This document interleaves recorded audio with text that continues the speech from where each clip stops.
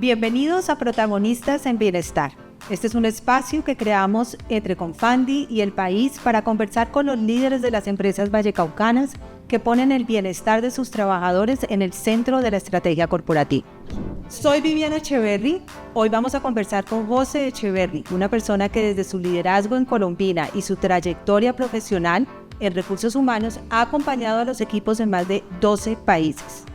José escribió el libro Liderazgo Imperfecto y le encanta tener conversaciones necesarias sobre el poder de ser uno mismo en el mundo corporativo. Bienvenido, José, a este espacio. Te quiero contar que eres el primer invitado en este ejercicio y en este videocast que estamos haciendo con El País. Todo un honor que sea la primera emisión de este podcast y la verdad muy contento de estar acá. Felicitaciones por generar estos espacios que yo pienso que tienen todo el valor del mundo, sobre todo porque no son temas de moda, son realmente temas que tienen alto impacto y vale la pena mencionar, Viviana, que definitivamente las casualidades, tenemos el mismo apellido con la misma I latina al final, que es poco común, pero infortunadamente no somos familia, pero bueno, seguramente estaremos más cerca de vez en cuando en estos foros. Sí, eso estaba viendo, José, encontrar una Echeverry con I latina, pues no es muy fácil, entonces debe haber en algún momento, en algún lado debe haber una conexión por ahí familiar. Pues muchas gracias, José, por estar aquí hoy. Cuando nos encontramos en las reflexiones de progreso, de desarrollo de los países y de las naciones, la historia nos decía que un país que progresaba, que un país que se desarrollaba era un país que tenía unos indicadores económicos fuertes. Nos basábamos en evaluar el PIB, en evaluar unos resultados económicos, pero hace ya unos años, yo creo que empezando desde la década de los 90, empezamos a ver que el desarrollo de los países estaba completamente ligado al progreso de las personas, al bienestar de las personas. Y eso es hoy lo que nos habla la economía del bienestar y es hoy lo que nos hablan los grandes pensadores y las grandes organizaciones que hablan de desarrollo económico y social. Cuéntanos un poco esta perspectiva cuando la vemos desde las naciones, ¿cómo se relaciona con el sector productivo, con la empresa? Tiene todo que ver porque definitivamente al final nosotros como compañía tenemos que comprender que tenemos una responsabilidad muy grande de ser buenos ciudadanos. Y ser buenos ciudadanos implica efectivamente que exista bienestar para todas las partes interesadas.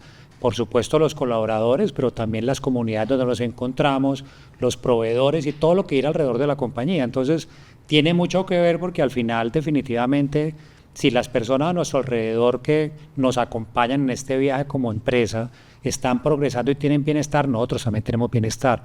Y tiene mucho que ver con el tema de sostenibilidad justamente, que busca efectivamente que progresemos, pero que sea un progreso sostenido en el tiempo, donde todos progresamos de una manera positiva y aquí el bienestar sin lugar a dudas es el eje central. Entonces el bienestar es una estrategia de negocio. Definitivamente tiene que ser una estrategia de negocio. Si no está involucrada, sin lugar a dudas empezamos a tener unos desbalances importantes, porque si solo pensamos en colaboradores está bien, pero nos quedan faltando estas otras aristas, incluyendo los propios inversionistas, pero también efectivamente tenemos que tener claro que si no estamos pensando como ciudadanos corporativos, ciudadanos que hacen el bien para que todos puedan progresar, no va a funcionar la estrategia que tenemos de negocio. Y esa estrategia, José, ¿cómo se vuelve operativa? ¿Cómo se aterriza en la operación de la organización? Pienso que hay muchas formas de que se pueda materializar, porque al final uno podría entrar en algo muy etéreo de alguna manera, y realmente este bienestar se ve en muchas variables. Desde el lado nuestro, por ejemplo, de talento humano, lo vemos reflejado en una variable crítica como la productividad. Productividad entendida efectivamente en la manera como somos capaces de producir mayores bienes y mayores servicios con los mismos recursos, y ahí nosotros venimos ya viendo un reflejo importante. Solo para darte un dato, el año pasado esa productividad la mejoramos casi el 12%, que son cifras relevantes, y no significa que sea sostenible en el tiempo de manera infinita, pero sí se trata de que efectivamente la compañía pueda progresar también y se vea reflejado en ese tipo de indicadores, no solo desde productividad, sino también en el bienestar y el progreso de las personas. Cuando vemos que nuestros colaboradores efectivamente tienen una mejor salud financiera, tienen un mejor arraigo en sus zonas, en sus comunidades, porque tienen por ejemplo, una casa, o pueden ver progreso en la educación de sus hijos o su propio progreso, al igual que los proveedores, ahí empezamos a ver indicadores materiales donde efectivamente este bienestar tiene un impacto muy grande alrededor de todos nosotros. Según lo que tú me estás diciendo de los indicadores, yo podría decir que son indicadores que le pegan al PIG de la organización. Definitivamente, y yo pienso que algo que debemos cuestionarnos es que si esos indicadores no son así de tangibles, tenemos que encontrar la manera de que sean tangibles, porque aquí podemos caer muy fácil también en muy buenas actividades de bienestar, muy buenas acciones con grandes intenciones, bien intencionados definitivamente, pero que no se ven reflejados no solo en el PIB de la compañía, sino también en el bienestar de las personas. Entonces hay una línea delgada también de caer en buenas intenciones que pueden inclusive llegar a ser tendencias de moda, pero aquí es relevante la consistencia, la perseverancia y la claridad estratégica de dónde queremos impactar para que sea reflejado en el PIB, pero también en el PIB de las personas. José, nosotros desde Confandi hemos creado una forma de medir el bienestar. Hemos creado el índice de armonía Confandi. Es un índice que nos mide 7 dimensiones de la armonía del bienestar. Hemos encontrado con las empresas que hemos hecho el índice algunas dimensiones como salud mental, como estabilidad financiera, que tienen efectos muy importantes en el bienestar de las personas. En tu experiencia de tantos años liderando equipos y áreas de recursos humanos, ¿cuáles son esas dimensiones que tú ves mayormente afectadas y que afectan de manera directa la productividad y la capacidad de las personas de crecer y generar valor? En nuestra compañía el top 3, y cuando uno ve los estudios también son bastante similares, el top 3 arranca por el tema de bienestar financiero. Aquí hay todo un asunto alrededor de cómo las personas pueden empezar a llevar una economía familiar apropiada, adecuada. Y aquí entran cosas tan dramáticas como los gota a gota, que creo que son bastante conocidos en nuestro país, y otras maneras de financiarse inapropiadas que realmente no permiten que la gente progrese y que no permiten que construyan patrimonio para ellos mismos o para su familia. Entonces, bienestar financiero, sin lugar a dudas, es tal vez el número 1.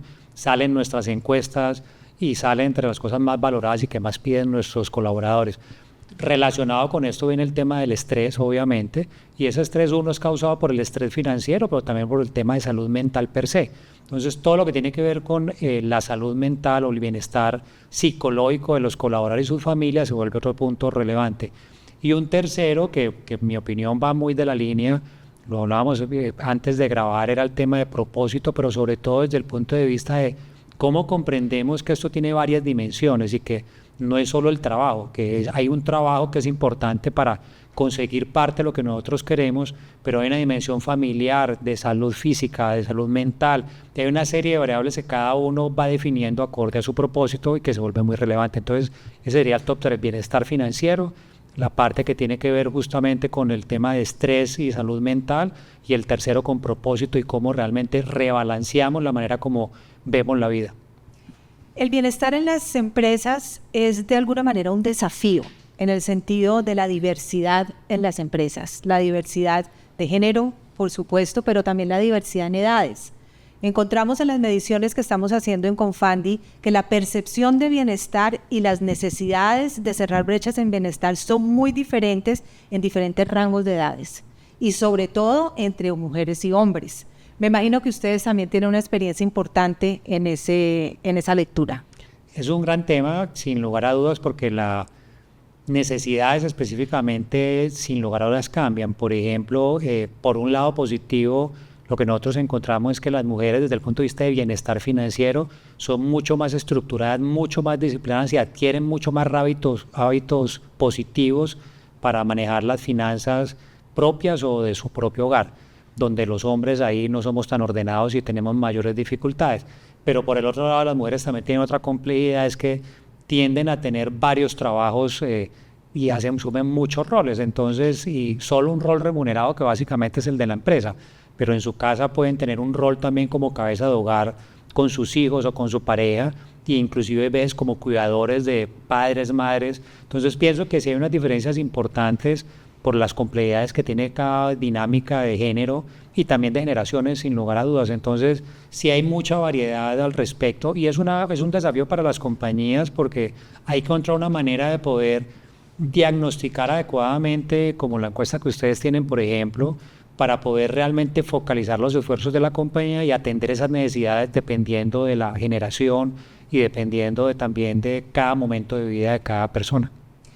Hemos conversado sobre la relación del bienestar con la productividad, pero el bienestar corporativo y de los trabajadores también tiene una relación directa con el ADN, con la cultura y con el liderazgo, con el estilo de liderazgo de las organizaciones, y vemos empresas que tienen un nivel alto de bienestar de sus trabajadores como tienen unas características particulares en su ADN.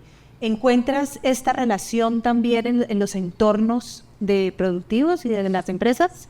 Tengo la fortuna y el privilegio de trabajar en una compañía que efectivamente esto está en el ADN de su fundador, don Hernando, que hace casi 100 años empezó a hablar de este concepto de ser un buen ciudadano y comprender que efectivamente teníamos que tener bienestar en todas las personas que trabajan con nuestra compañía, pero que nos rodean, las comunidades, los proveedores, y ver el progreso de las personas. Y también lo percibo obviamente en cada instante que visito una planta, que converso con algún vendedor o que voy a alguna ciudad o a algún país y que tenemos estas conversaciones alrededor del propósito de nuestra compañía.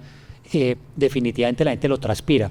Y es fundamental esto que venga en el ADN porque definitivamente es clave que lo que decimos se vea reflejado en lo que hacemos, en lo cotidiano. En pequeños detalles hacemos la gran diferencia y en la medida que los colaboradores o las partes interesadas que nos rodean o que nos impactan ven que actuamos coherentemente en este punto, sienten que progresan, que hay bienestar y que nos ocupamos y nos preocupamos por estas personas que están a nuestro alrededor para que todos podamos tener una empresa sostenible.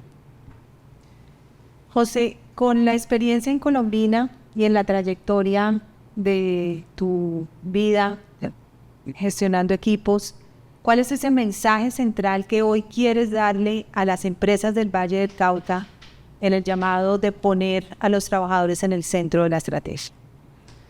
Mi mensaje sería que hay que tener la cabeza en el negocio, pero las personas en el corazón. En la medida que comprendamos que el negocio tiene que ser sostenible y tenemos que ser muy racionales en garantizar que progrese, que genere utilidades, genere empleo, genere bienestar para los proveedores, para las comunidades, pero por el otro lado que recordemos que trabajamos con personas, con comunidades de diferentes etnias que tienen expectativas y que las vamos a tratar como seres humanos y ahí vamos a entrar el corazón, vamos a hacer una gran diferencia. Entonces, mi mensaje sería eso, tenemos que tener claro que la cabeza tiene que estar pensada en el negocio, pero el corazón en las personas.